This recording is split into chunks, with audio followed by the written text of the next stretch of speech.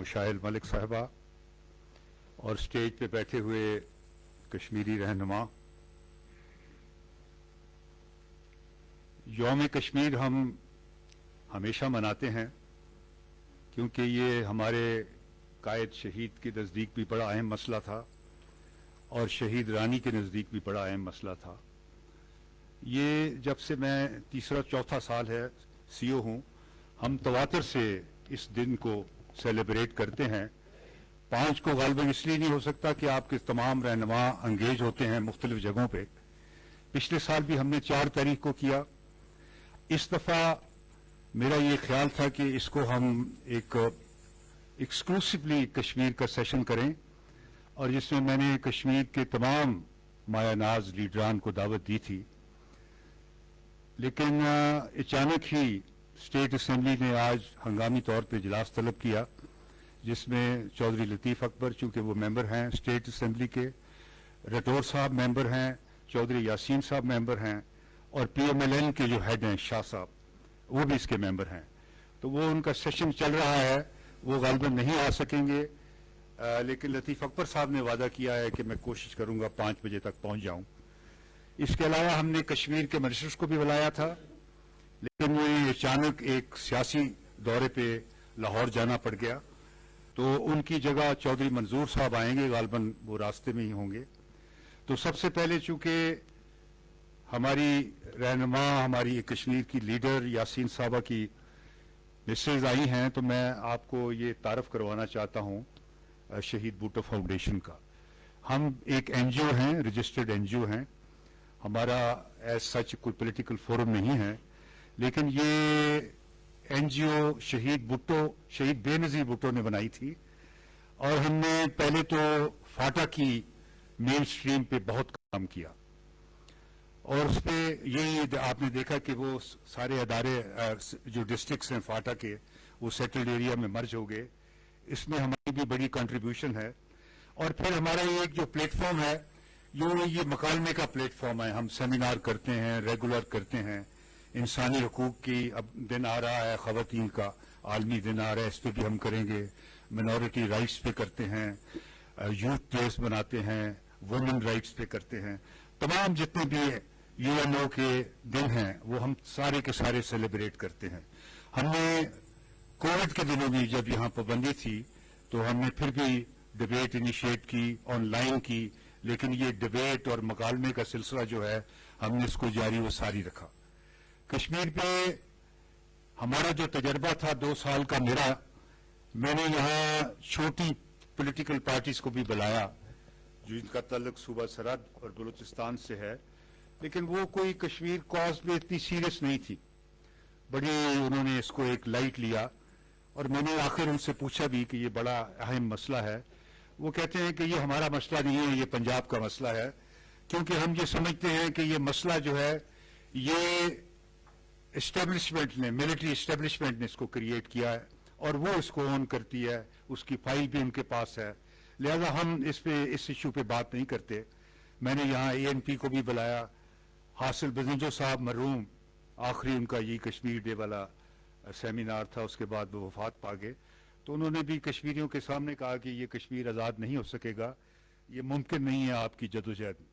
تو میں نے اس دفعہ یہ کوشش کی کہ خالصتاً کشمیری رہنماؤں کو بلایا جائے اور آپ کے اس ایشو کو ری انوینٹ کیا جائے، ری ڈسکور کیا جائے، اس کو اور اینگل سے بھی دیکھا جائے، مختلف اینگل سے بھی دیکھا جائے۔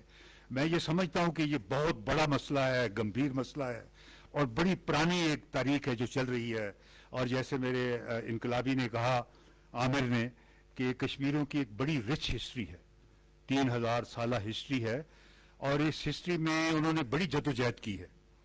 انہوں نے مغلوں سے وہ لڑے ہیں، ڈوگروں سے لڑے ہیں، وہ افغانوں سے لڑے ہیں، اور تمام کے ساتھ انہوں نے جدوجہد کی ہے۔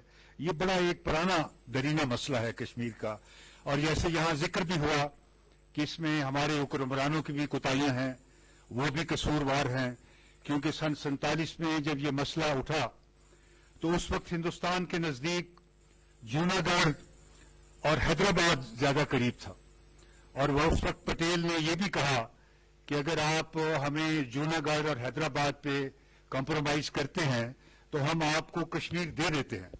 اور یہاں جو لیڈران تھے وہ آئے بھی لاہور ملنے کے لیے لیاقت علی خان کو اور دیگر مسلم لیگ کے رہنماؤں کو. تو انہوں نے کہا جی ہم نے یہ پتھر کا علاقہ لے کے کیا کرنا ہے, پتھریلا علاقہ, ہمیں تو وہ زرخیز علاقہ چاہیے حیدرآباد کا, جوناگڑھ کا. یہ سمجھتے ہوئے کہ وہ جغرافیکلی ہمارے سے دور ہیں, کٹے ہوئے ہیں, وہ ہمارا کبھی بھی حصہ نہیں بن سکتے. تو ہماری حکمرانوں نے بھی اس کو نیگلیکٹ کیا. اس وقت یہ مسئلہ ریزالو ہو سکتا تھا, لیکن اب چونکہ یہ مسئلہ بڑی دیر سے ہے تو اس میں ایک بحث کرنی چاہیے کہ اس کو ہم کیسے حل کر سکیں گے. جیسے یہاں بات کی کہ یو این او کا ریزولوشن سن 47-48 کے بعد, پھر اس کے بارے میں 1957 میں یو این او ریزولوشن کے بارے میں بات کی گئی. اس کے بعد اور اس کے پہلے کبھی بات ہی نہیں کی. تو یہ مسئلہ آپ نے اتنی جدوجہد کی, اتنی قربانیاں دیں, ان کے شوہر نے اتنی قربانیاں دیں, سن 87-80 کی دہائی سے قربانیاں دے رہے ہیں, اپنی جوانی انہوں نے غرق کر دی, لیکن یہ مسئلہ ابھی بھی جوں کا توں ہے. اور ہم یہ جو ذکر کرتے ہیں 370 ایکٹ کا کہ یہ آرٹیکل کے ذریعے مرج ہو گیا, تو اگر میں آپ کو دوسرا اینگل بھی بتاتا ہوں. یہ تو ہندوستان نے بڑی دیر سے یہ تمام جو شکیں ہیں آہستہ آہستہ ختم کر دی تھی.